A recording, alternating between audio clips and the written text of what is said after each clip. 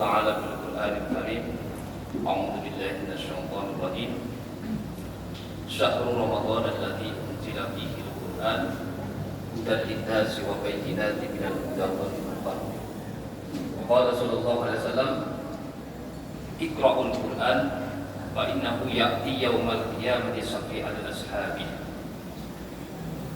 Hadirin yang kami hormati, para jemaah sholat isya dan salat tarawih nanti insyaallah akan dilaksanakan.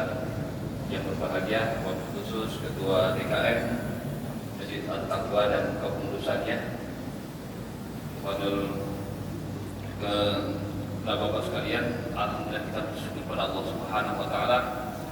Hari ini kita masih diberikan kenikmatan, kekuatan sehingga kita sudah sampai kepada malam yang ke-22. Berarti kita sudah melaksanakan saum selama 21 hari. Kita berdoa mohon kepada Allah, mudah-mudahan kita diberikan kekuatan sampai akhir bulan Ramadan ini, dan mudah-mudahan kita bisa bertemu dengan bulan Ramadan yang akan datang. Karena di dalam bulan suci Ramadan ini adalah bulan yang penuh berkah. Di dalamnya terhimpun segala kebaikan, diterimanya ketaatan kita, diampuni segala dosa-dosa kita, dan doa-doa kita dikabulkan oleh Allah Subhanahu wa taala. Yang paling utama tadi saya sampaikan dalam suatu kitab Al-Quran yang saya sebutkan, Syahrul Ramadan alladzi unzila fihi al-Qur'an. Jadi pada bulan Ramadan ini Allah turunkan Al-Quran, hudan linnasi wa bayyinatin minal huda wal furqan, sebagai petunjuk manusia dan penjelasan mengenai petunjuk-petunjuk tersebut dan perbedaan antara hak dan batil. Kalau kita bicara Al-Quran, Allah berfirman di dalam surat tersebut, hudan. Hudan itu petunjuk. Wa bayyinatin minal huda, penjelasan-penjelasan mengenai petunjuk yang harus kita ikuti, atau penjelasan-penjelasan petunjuk dari Allah Subhanahu wa taala yang harus kita ikuti. Wal furqan,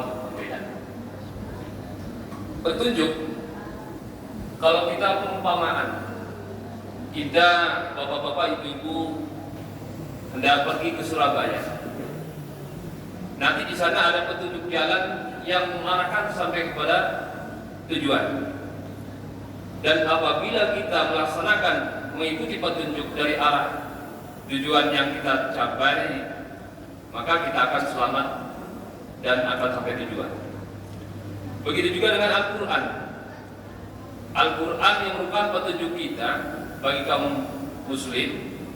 Kalau kita mengikuti petunjuk Al-Quran, insya Allah kita akan selamat dan kita akan mendapat ridho dari Allah Subhanahu wa taala. Kemudian kalau bapak-bapak, ibu-ibu jamaah membeli mobil, biasanya di sana ada diberikan buku pedoman tentang Astagfirullahaladzim.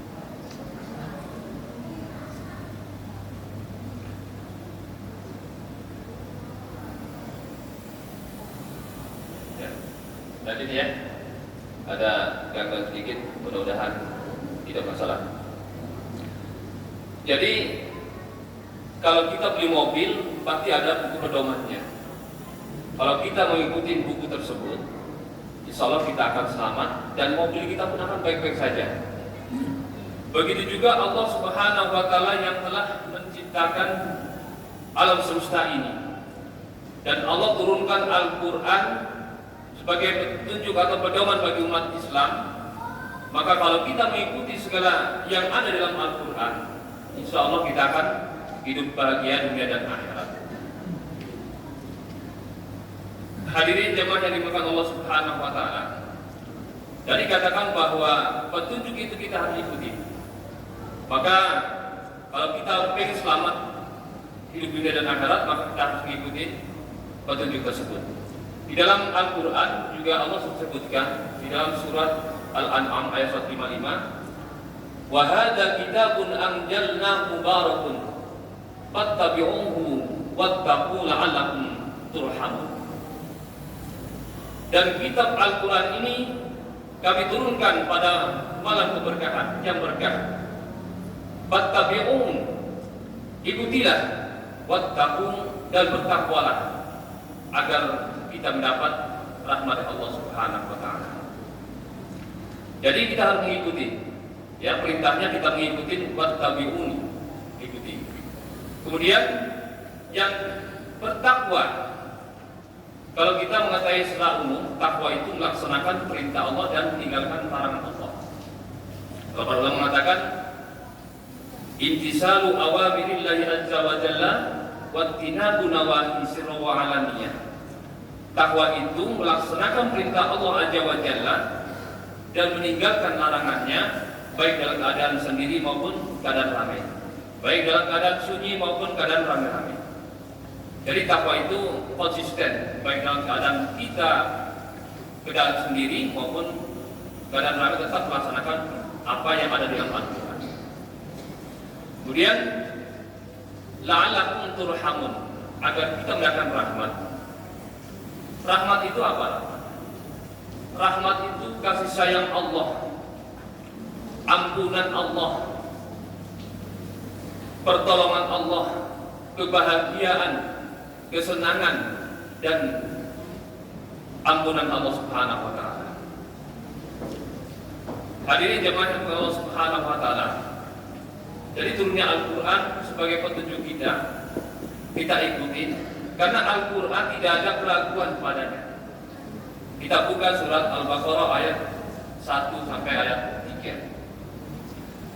Alif Lam Mim, dzalikal kitabu la raiba fihi.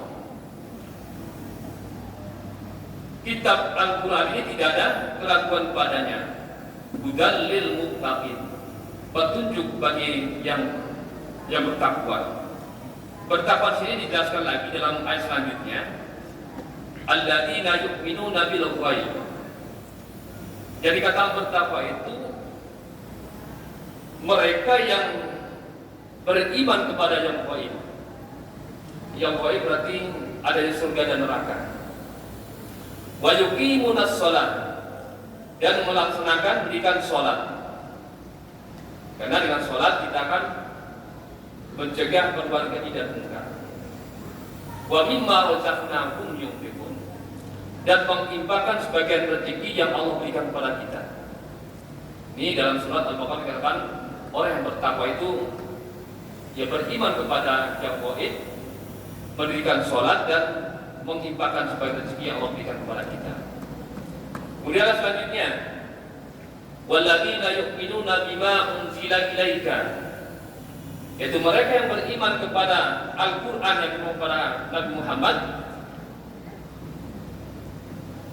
Walladzina yu'minuna bima unzila ilaika wa ma unzila min qablik, dan ada kitab-kitab yang diturunkan sebelumnya, yaitu kitab Taurat, Zabur, Injil. Wabil akhirati hum yuqinun, dan yakin akan adanya hari akhir. Terus ulaika ala hudam min rabbihim wa ulaika humul muflihun, dan mereka itulah yang mendapatkan petunjuk dari Allah, dan mereka itulah orang-orang yang beruntung. Maka pada kesempatan yang berbahagia ini kita mumpung masih diberikan kesempatan hidup oleh Allah Subhanahu wa taala, jadikanlah Al-Quran sebagai pedoman kita. Kita jadikan dan bulan Ramadan ini sebagai bulan tarbiyah kita. Belajar untuk membaca Al-Quran. Dan sampai kita sebagai umat Islam mengatakan kitab kita, pedoman kita Al-Quran, tapi banyak yang perlu perhatikan, masih banyak yang belum bisa membaca Al-Quran. Ya. Jadi Al-Quran merupakan mukjizat terbesar Nabi Muhammad SAW, dan semestinya kita sebagai umatnya menjadikan Al-Quran sebagai pedoman hidup, sebagai pelajaran, sebagai cahaya, sebagai obat. Ya, karena di dalam Al-Quran Allah juga berfirman dalam surat Yunus surah 10 ayat 57. Ya ayyuhan nasu qad ja'atkum mau'izatun min rabbikum wa shifaa'un lima fis sudur wa hudan wa rahmatan lil mu'minin. Hai orang-orang yang beriman,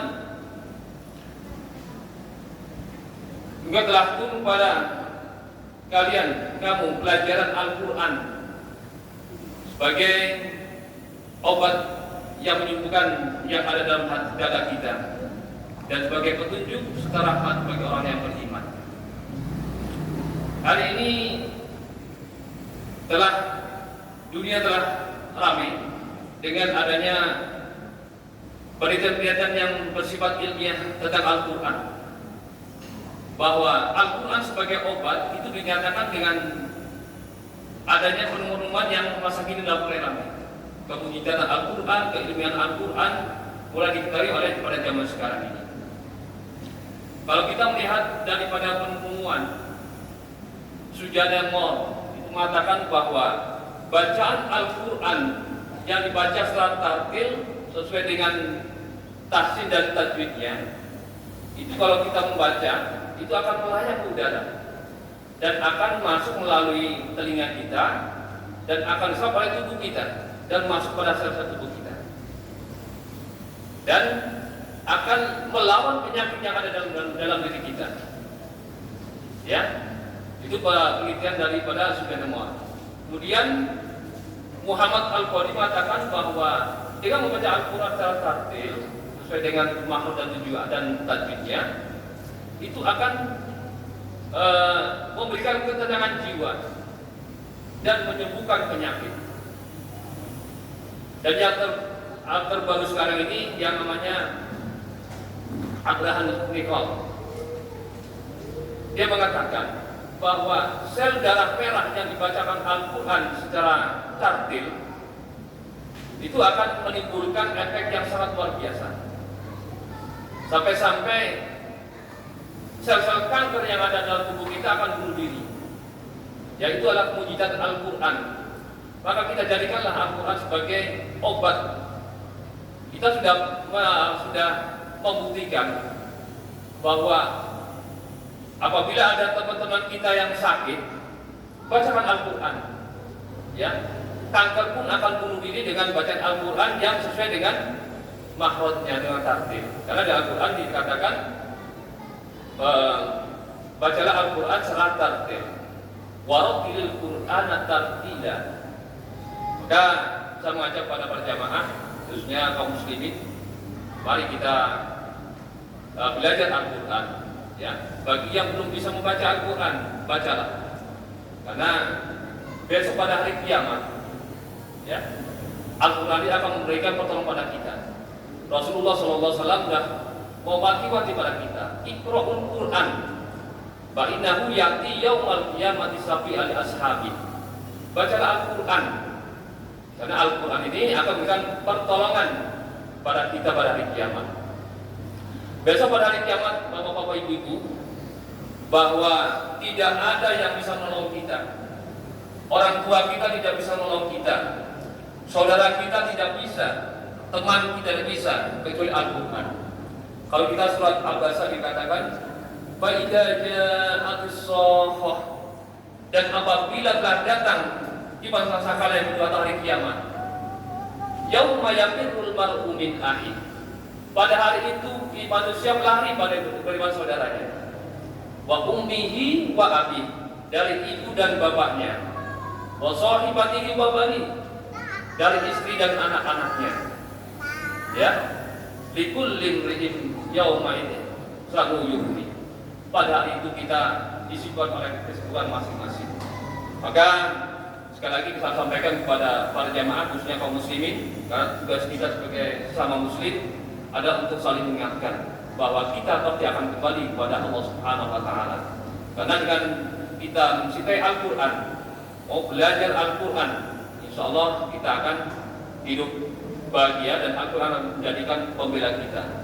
Hadir bapak-bapak jamaah yang dimuliakan Allah Subhanahu wa taala, demikian yang saya sampaikan, sedikit mudah-mudahan ada manfaatnya, segera mengingatkan kepada kita agar kita kembali kepada Al-Quran.